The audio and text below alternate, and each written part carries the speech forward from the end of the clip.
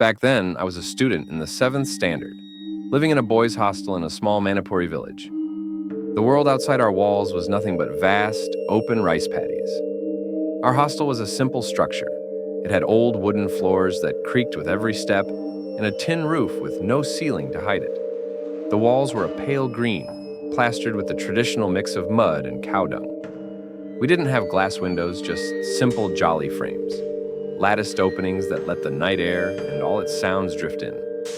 My room was number 21, located down a long, narrow alley lined with tables where boys would study. One night, I was lying in bed, sick with a fever. A friend had brought me my dinner earlier, some rice and curry, but I'd barely touched it.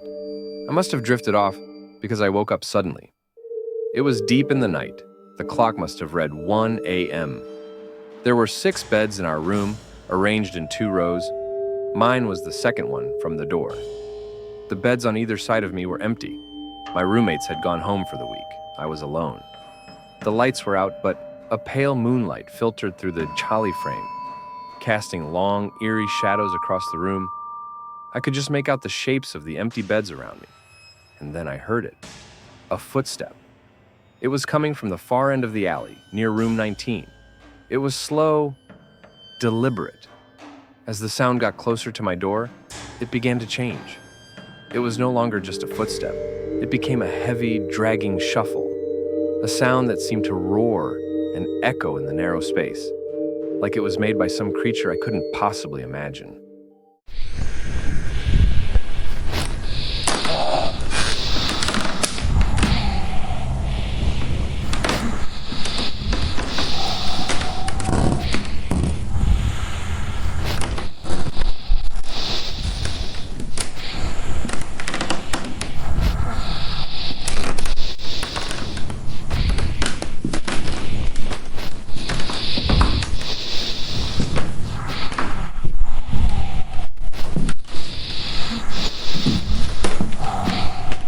I was paralyzed with fear. My heart hammered against my ribs. A cold sweat broke out all over my body. I pulled the thin blanket over my head, as if that could save me, unable to move a single inch. I heard it pass my room, continue down to room 23, and then it returned, passing my door one last time before the sound faded away into silence. The next day, I told my roommates what had happened.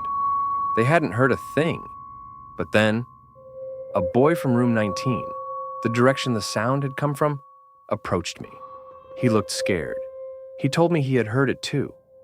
Eventually, our warden heard the story and called me to his office. He tried to reassure me. "Don't be scared," he said, his voice a little too cheerful. "There's a spirit here, a good spirit that guards the hostel." He was trying to comfort me, but I could see it in his eyes. I knew he was lying.